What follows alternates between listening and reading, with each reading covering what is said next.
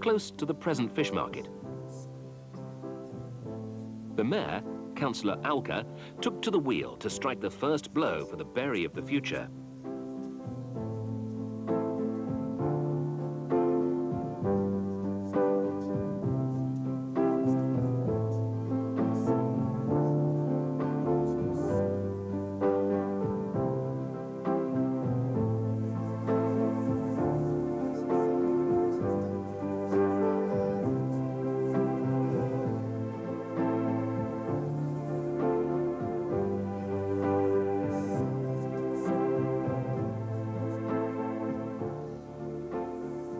Temporary buildings were erected in Princes Street to house the displaced shops.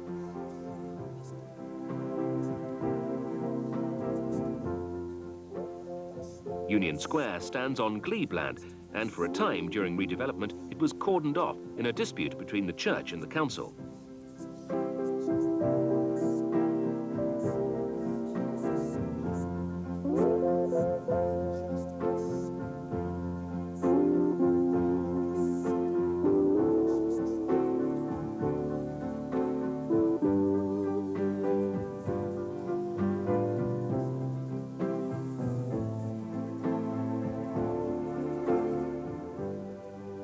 This is Market Street at the junction with Haymarket Street. Here was Morris's cycle shop.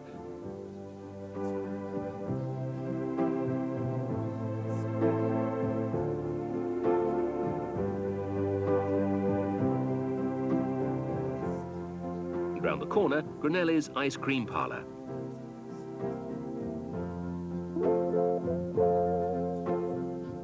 Here, we move to the original centre of the town by the parish church, still known as the Marketplace, where once the tramcars departed for Tottington, Walmesley and Manchester.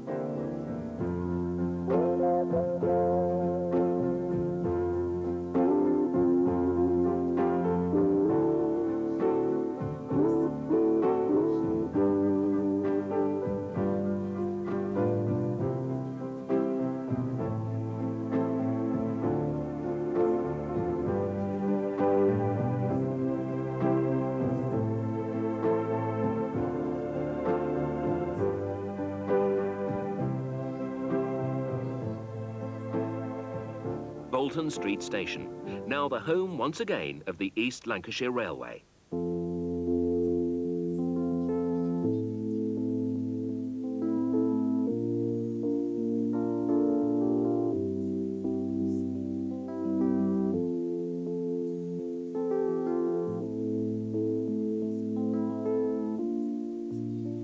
The 29th of September 1964 was to be the last day of the Derby Hotel, where the King and Queen had dined on their visit to the town in 1938. The hotel had been part of the Earl of Derby's grand design, together with the Derby Hall and the Athenaeum, for the opening of Market Street in 1864. The design was by the leading London architect, Sidney Smirke.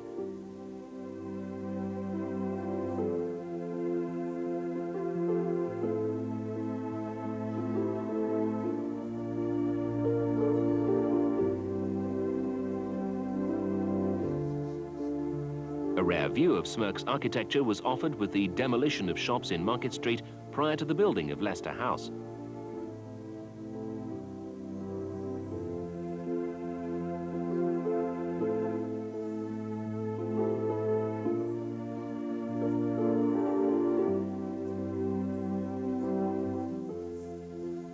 Many of the familiar streets of the old town were to be swept away with the building of the new development, though a part of Princess Street became Princess Parade.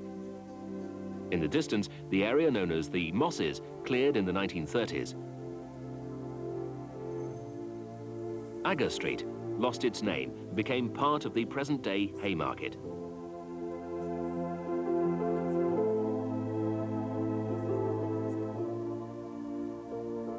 In Garden Street was one of Bury's last theatres, the Hippodrome, home of the Fortesque Players, who provided some of the original actors in television's Coronation Street.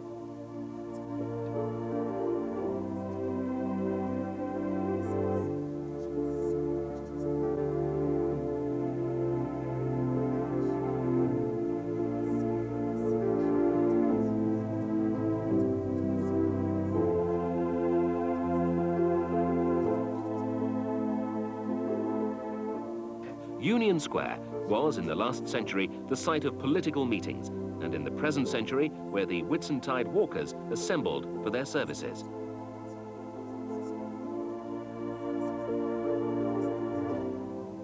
The telephone exchange, a more recent building, has survived the redevelopment, but the Salisbury Club has moved elsewhere.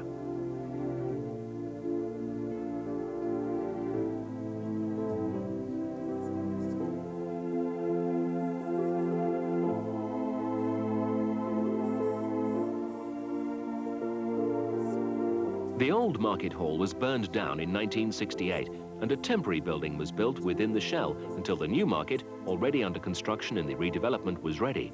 Some traders were able to return to their original shops.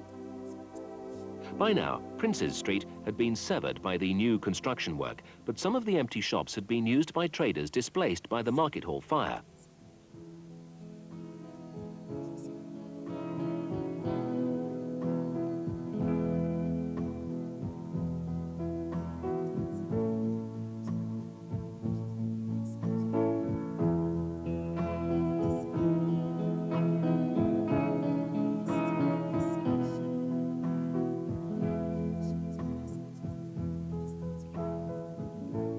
The gardens opposite the library in Silver Street was soon to be the site of the new Trustee Savings Bank, previously the Bury Savings Bank at the opposite corner.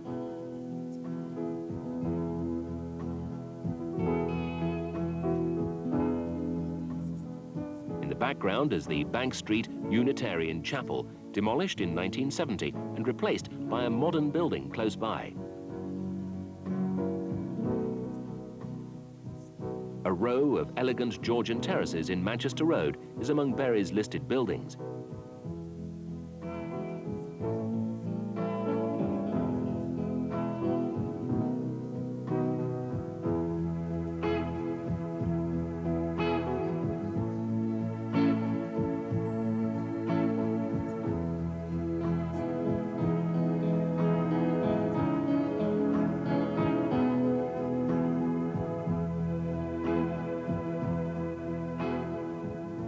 The abattoir in Knowsley Street and the huts of the open market beyond were demolished to make way for a ring road and the bus rail interchange.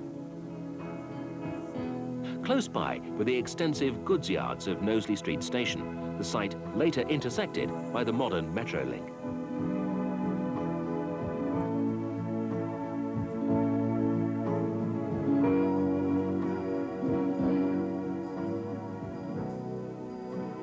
Across the river in Elton, once a separate township, the community of shops along Croston's Road has now been almost completely swept away with road widening from the junction to the bridge. Only a handful of shops remain at the corner of Tottington Road.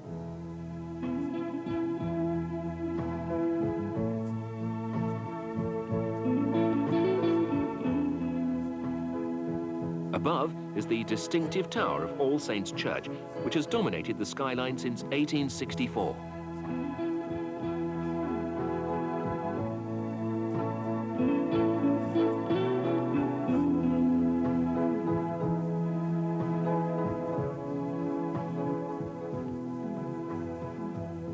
At the other end of the town, near Moorgate, stood St. John's, built as a chapel of ease of the parish church and consecrated in 1770.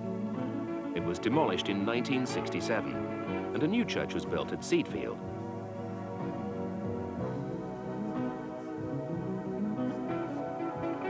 Bury hit the national headlines in 1970 when the Boar's Head Hotel at the corner of Crompton Street collapsed during demolition, and an elaborate rescue operation was launched to rescue one of the workmen from the rubble.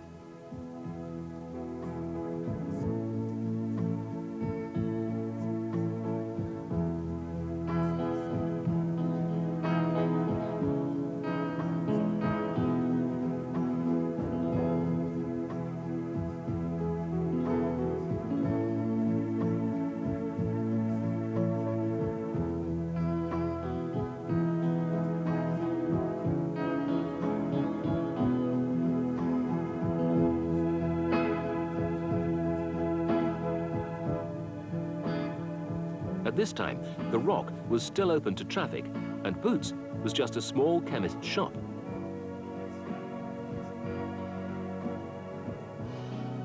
Tithe Barn Street and beyond it, School Brow, remind us of an older town.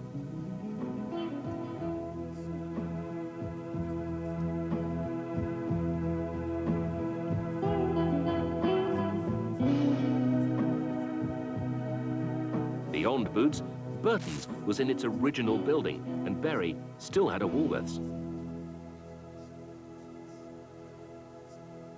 Today, the traffic has gone and modern shoppers walk freely where once the old tramcars rattled up to Walmersley.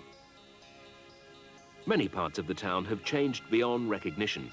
Broad, sheltered arcades have replaced narrow, winding streets, and fewer now will remember Jobson's, the UCP, and the old domed market. For the young, the past may be a source of curiosity. For the older ones, it is the place of memories.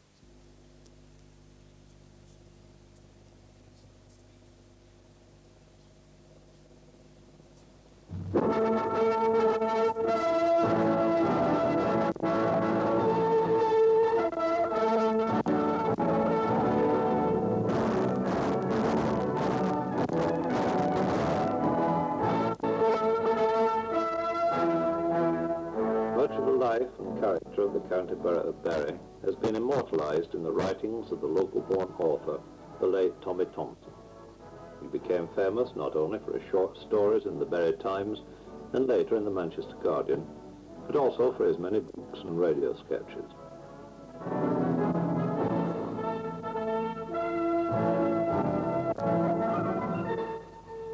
Many people in the district will remember other notable citizens. Alderman Joseph Smith, freeman of the borough, who did much for education in the town. Miles N. Kenyon, also freeman of the borough, industrialist, High Sheriff of the county, and a former county cricketer. Here we see him on the occasion when his son became mayor.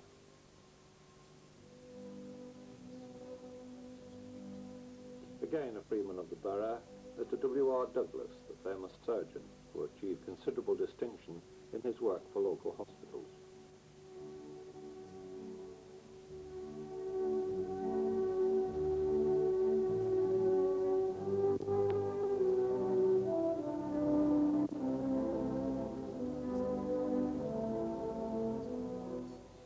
Now living happily in retirement in the north of Scotland, Dr. Clarence Lees has devoted a lifetime of service to his many patients in Bury, and in particular to those in the Elton district.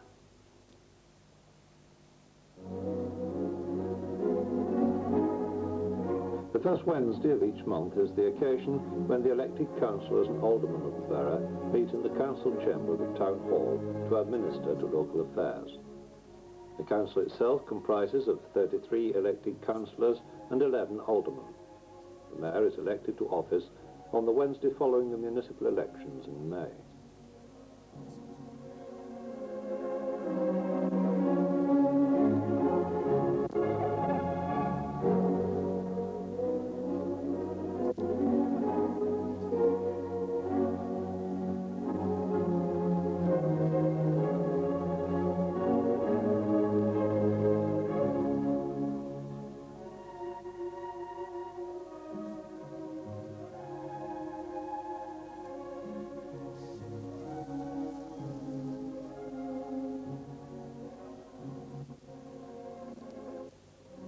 Mayoral Sunday, following immediately upon the election of the mayor to office, provides one of the highlights of the town's civic activities in the spring.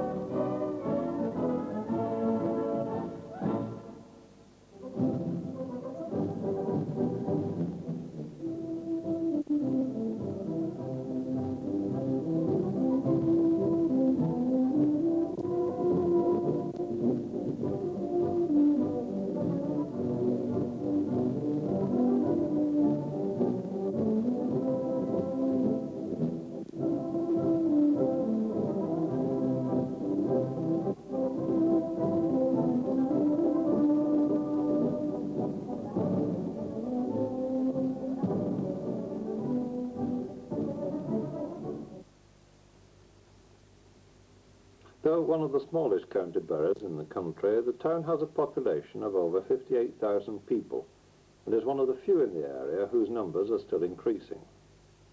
It lies across the main road north from Manchester to Burnley and the Rossendale Valley, and carries the road from Bolton on the west to Rochdale and the Yorkshire Woodland towns. Consequently, it has become a busy centre for local trade and can boast one of the largest open-air markets in the country.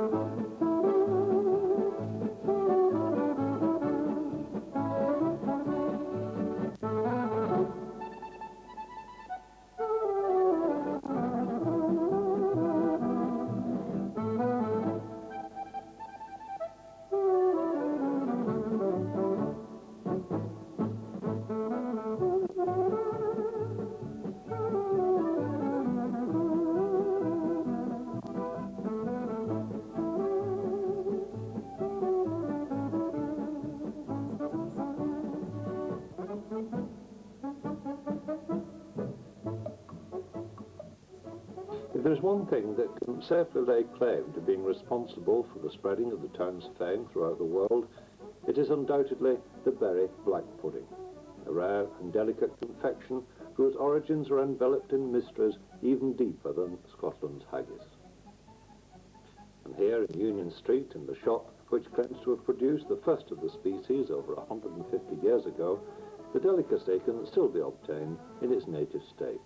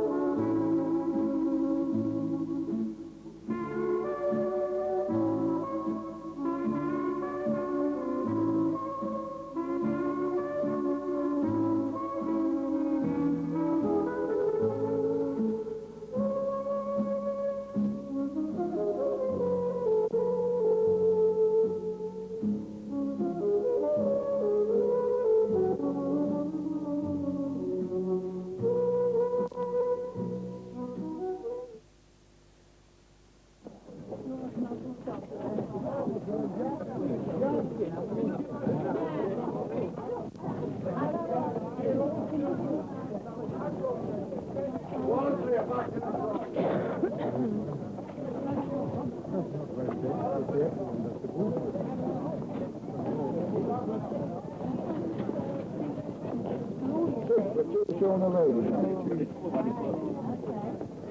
je zelf dat is goed.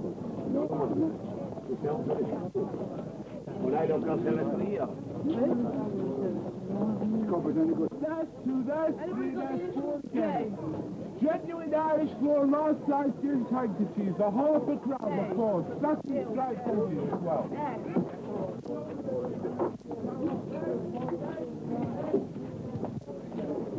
A half a crown, of course. Anyone else now? 4 for a half a crown. 24.11. Take it down. What a play about this song.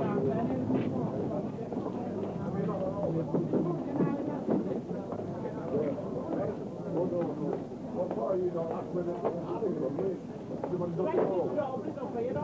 Looks like a tip there.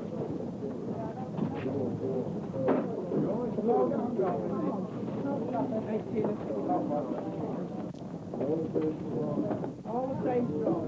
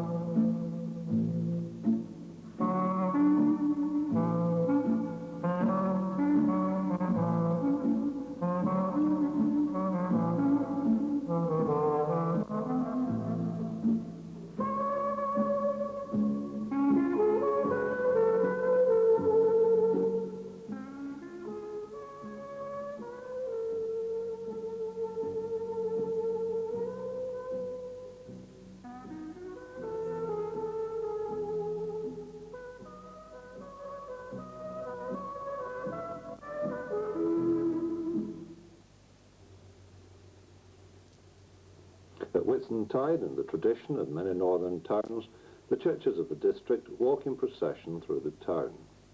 On the afternoon of Whitsunday, the Roman Catholic churches hold their walks.